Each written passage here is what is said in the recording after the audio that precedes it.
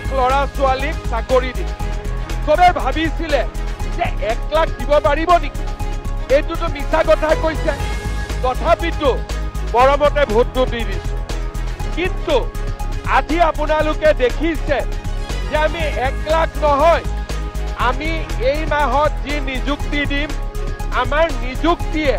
প্ৰায় 2 লাখৰ ওচৰ চাপিব প্ৰায় 2 লাখ ল'ৰা ছোৱালীয়ে নিযুক্তি পাব আজি যেতিয়া মই কৈছিলো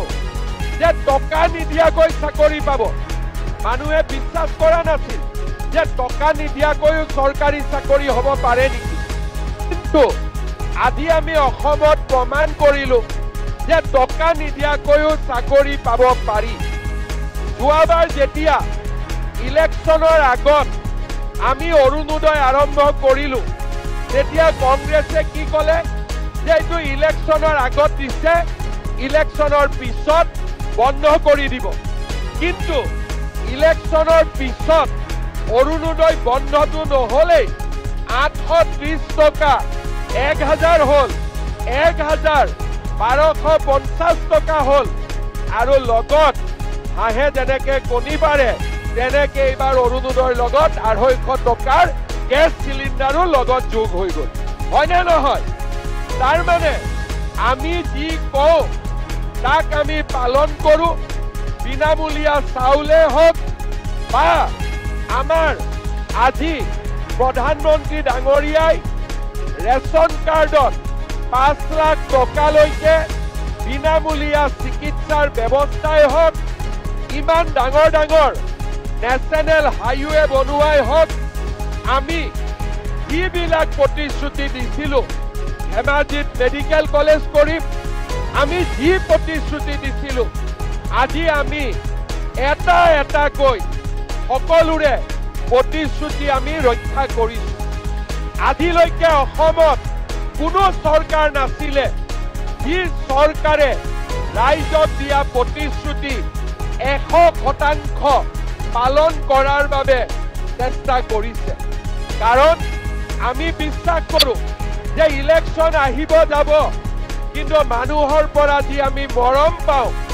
এই মৰমবিলাকক আমি কেতিয়াও পাহৰিব নোৱাৰোঁ আমি ৰাইজে কৰা মৰম ৰাইজে দিয়া আশীৰ্বাদ আমি নিশ্চিতভাৱে উভতাই দিব লাগিব শ্ৰদ্ধাৰ ৰাইজ আজিৰ দিনটো মোৰ বাবে এটা আনন্দৰ দিন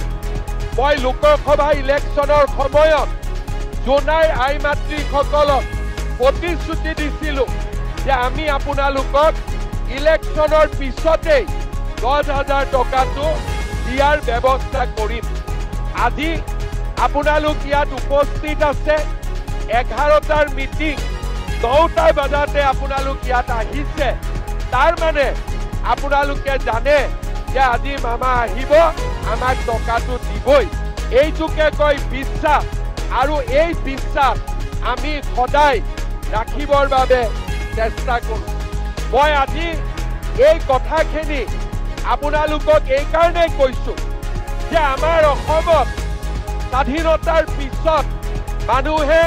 কংগ্ৰেছৰ চৰকাৰ দেখিছিলে ইলেকশ্যনৰ সময়ত যি কওক কোনো দুখীয়া মানুহে চৰকাৰী আঁচনি পোৱা নাছিলে ইলেকশ্যন আহিলে লুঙি ধুতি কুটা কম্বল বাছ আৰু এই কুটা কম্বলো মানুহে নাপাইছিলে এই কুটা কম্বল ল'বৰ কাৰণেও বাৰে বাৰে মিটিঙত আহিব লাগে 100 গৰাকীয়ে পায় 200 গৰাকীয়ে খালী মুখে উভতি যায় এইটো আছিলে কংগ্ৰেছৰ দিন কিন্তু আজি ইয়াত যিমান আহিছে কোনেও খালী মুখে উভতি যাব নালাগে সকলোৱে 10,000 টকা লৈহে উভতি যাব এইটোৱে হৈছে কংগ্ৰেছ আৰু বিজেপি যোৱা কেইদিনমান আগতে আমি 30 লাখ মহিলাক অৰুণোদয় দিলোঁ ক'ত ঘৰত বহি আছে বুথৰ মিটিঙত আহিছে বেংকত গৈ টকা সোমাইছে কোনো কষ্ট পাবলগীয়া হোৱা নাই শ্ৰদ্ধাৰ আই মাতৃসকল আজি মই সকলোৱে আমি আপোনালোকক আৰু এটা কথা ক'ব খোজো আজি যে আমি 10,000 টকা আপোনালোকক দিম সেইটো শেষ নহয় আমাৰ উদ্দেশ্য 10,000 টকা দিয়া নহয় আমাৰ উদ্দেশ্য জোনাই সমষ্টিৰ আই মাতৃসকলক লাখপতি বাইদেউ বনোৱা আমাৰ সংকল্প আৰু আমাৰ প্ৰতিশ্ৰুতি আমি লাখপতি বাইদেউ কেনেকৈ হ'ব পাৰো আজি আপোনালোকে দেখিছে যে লাখপতি বাইদেউ হোৱাটো বহুত ডাঙৰ কথা নহয় আমি যদি ইচ্ছা কৰোঁ আমি লাখপতি বাইদেউ হ'ব পাৰো আজি যদি আপোনালোকে খবৰ কৰে আমাৰ জোনাই গাঁৱৰ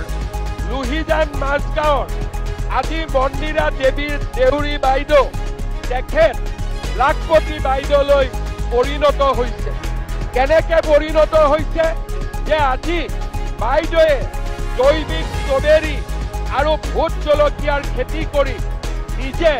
লাখপতি বাইদেউলৈ ৰূপান্তৰ হৈছে আজি আমাৰ 3 নম্বৰ চিমেণ্ট চাপৰি জোনমিৰি আত্মসহায়ক গোটৰ দৰে বহুতে মাত্ৰ সপ্তাহত 10 টকাকৈ জমা কৰি আজি গ্ৰুপটো নিজৰ ভৰিৰ ওপৰত থিয় কৰিছে আমাৰ অসমত 4 লাখ আত্মসহায়ক গোট আছে 4 লাখ আত্মসহায়ক গ্ৰুপত 40 লাখ মহিলা জড়িত হৈ আছে এই 40 লাখ মহিলাক আমি লাখপতি বাইদেউ বনাব লাগে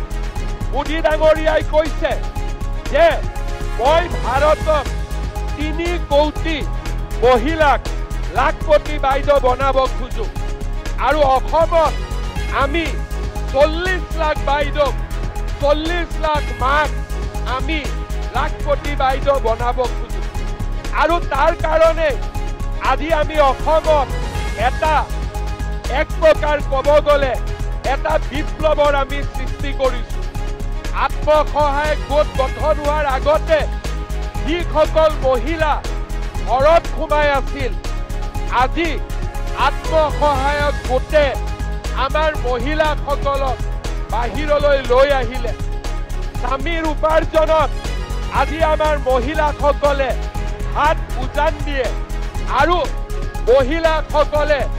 স্বামীৰ কষ্ট অলপ হ'লেও কমাবৰ কাৰণে চেষ্টা কৰে নিজৰ ল'ৰা ছোৱালীক শিক্ষিত কৰিবৰ কাৰণে